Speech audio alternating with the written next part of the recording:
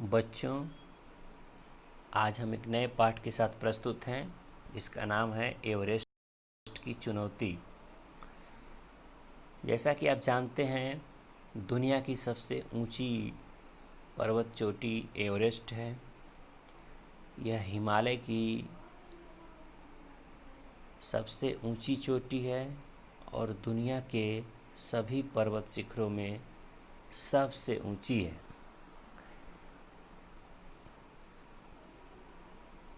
यह समुद्र से 8,848 मीटर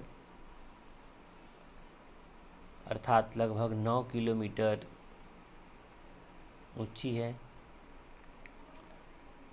इसके उत्तर में तिब्बत है, दक्षिण में नेपाल है। इस पर्वत चोटी को संसार में भिन्न भिन्न नामों से जाना जाता है। तिब्बती इसे चौमोलुंगमा कहते हैं, संसार की माता। तो नेपाली इसे सगरमाथा कहते हैं।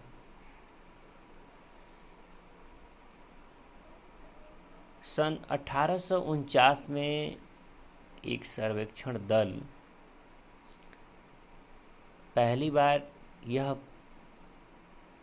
इस दल को यह पहली बार पता चला कि यह संसार का सबसे ऊंचा पर्वत शिखर है।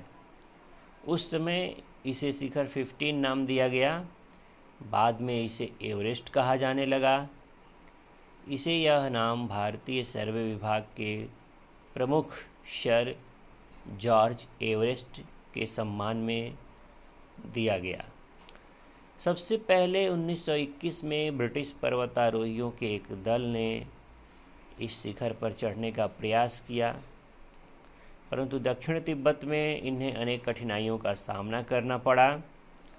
3 महीने तक संसार के इस अज्ञात भाग की यात्रा करने के बाद वे इंग्लैंड वापस लौट गए।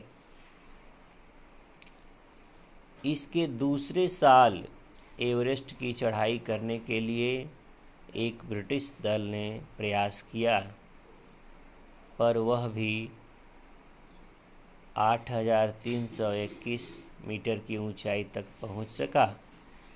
इसके बाद अनेक दलों ने इस शिखर पर चढ़ने का प्रयास किया, वे असफल रहे। किंतु सर्वप्रथम 1953 में शेरपा तेन सिंह और न्यूजीलैंड के एडमंड हिलेरी को इस शिखर को छूने में सफलता मिल गई। इस शिखर को छूने के लिए 26 मई 1965 को सुबह सुबह बहुगुणा रावत, बीपी सिंह और मैं, बहुगुणा रावत, वीपी सिंह और मैं, ये 4 हम सब अपने आधार शिविर से शिखर के लिए चले थे। बहुगुणा और रावत एक रास्ते में बंधे थे, वीपी सिंह और मैं दूसरे रास्ते में। हमारे साथ सहायता के लिए 12 शेरपा थे। जब हम कैंप 4 पर पहुँचे, सूरज डूब रहा था। मैं सारी रात करीब करीब जागता ही रहा, क्योंकि मैं जानता था कि सोते समय अगर मैंने करवट बदली तो तंबू लुढ़क कर 3000 फुट नीचे जा गिरेगा। स्थान की कमी थी, इसलिए सारे तंबू एक ही पांत में, एक ही लाइन में लगाए गए थे। सवेरे हम लोग ऑक्सीजन लगाए, 10:15 बजे निकले। वहाँ सख्त काली चट्टानें भी थीं, पत्थर के बड़े बड़े टुकड़े भी थे। उन सब पर चलना बड़ा मुश्किल था। ठंडी हवाएं हमसे टकरा रही थीं। जब हम अपने तंबू से फहराते दिखाई दिए तो हमारी जान में जान आई। जब हम अपने तंबू दूर से फहराते हुए दिखाई दिए तो हमारी जान में जान आई। शाम होने तक हम वहाँ पहुँच गए। यहाँ पर स्विस, ब्रिटिश और अमेरिकी अभियानों के पुराने तंबू भी थे और उन पर उसी समय का कूड़ा कचरा भी जमा दिखाई दे रहा था। हम उन तंबुओं को आसानी से पहचान गए। हमारी ऑक्सीजन खत्म होती जा रही थी, इसलिए मैं इन तंबुओं में घुस गया और रात में उपयोग करने के लिए उनके कुछ ऑक्सीजन सिलेंडर निकाल लाया। यहाँ वीपी सिंह बीमार पड़ गए। उनकी जगह फू दोरजी हमारे साथ आकर शामिल हुए। यहाँ मैं यह बता दूं कि इस अंतिम शिविर से आगे हमें रात दिन ऑक्सीजन का इस्तेमाल करना था।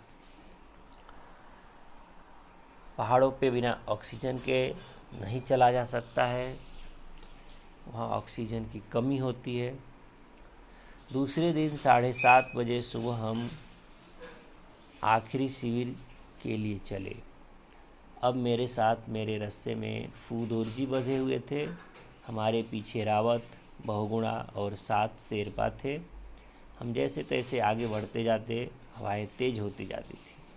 11:30 बजे हम इस पहाड़ी के उस हिस्से पर पहुंच गए जहां ढाल जरा कम थी। 8,512 मीटर की ऊंचाई पर यह हमारा अंतिम शिविर था। इस शिविर से आगे 450 मीटर लंबी एक पहाड़ी थी। यह पहाड़ी बहुत सकरी, तीखी और इसके दोनों तरफ गहरे ढाल थे। इसके दाहिनी तरफ बर्फ़ का एक बड़ा सा टुकड़ा निकला हुआ है। हमें इस बर्फ़ से सतर्क रहना होता था क्योंकि इस पर पैर पड़ते ही यह टूटकर गिर सकती थी। मुख्य पहाड़ी पार करके हम दाईं ओर मुड़े। अब हमारे सामने इससे भी कठिन कार्य वह था कि स्लेट की चट्टानों की एक विशाल दीवार को पार करना था। इस पर हाथ पैर टिकाने की कोई जगह नहीं थी। एक बार फिसलने का अर्थ होता कि 5,000 मीटर नीचे तिब्बत में जा गिरना। इन चट्टानों पर हम थोड़े थोड़े बढ़ते रहे। आखिरकार ये काली चट्टानें खत्म हुई और हमने येलो बैंड क्षेत्र में प्रवेश किया। इसकी चट्टानों में पीली पीली धारियाँ थीं, इसलिए इसे येलो बैंड कहते हैं। इस पर चढ़ना अपेक्षाकृत सरल था। इन्हें पार कर हम दक्षिणी शिखर के तल तक पहुँचे, जहाँ से बिल्कुल सीधी चढ़ाई शुरू हो जाती है। मेरे सिलेंडर की ऑक्सीजन कहीं से निकल रही थी, इसलिए मुझे सांस लेने में कठिनाई होने लगी। यह जानकर मैं बहुत चिंतित हुआ। मैंने देखा कि सिलेंडर के मुंह तक ऑक्सीजन से ले जाने वाली नली में छेद हो गया है। यह छेद बूटों की कील से हुआ था। आसपास कहीं बैठने की कोई जगह नहीं थी, इसलिए फूदोरजी ने बर्फ़ काट कर एक छोटा सा प्लेटफॉर्म बनाया। यहाँ बैठकर मैंने टेप की सहायता से यह छेद बंद कर लिया।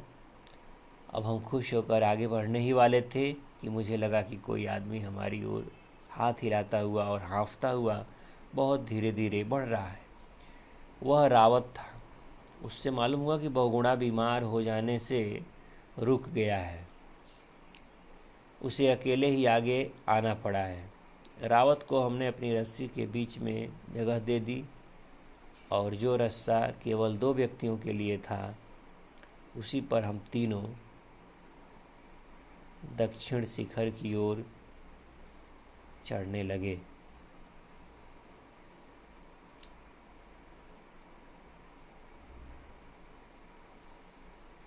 आज इतना ही बच्चों, फिर अगले पार्ट में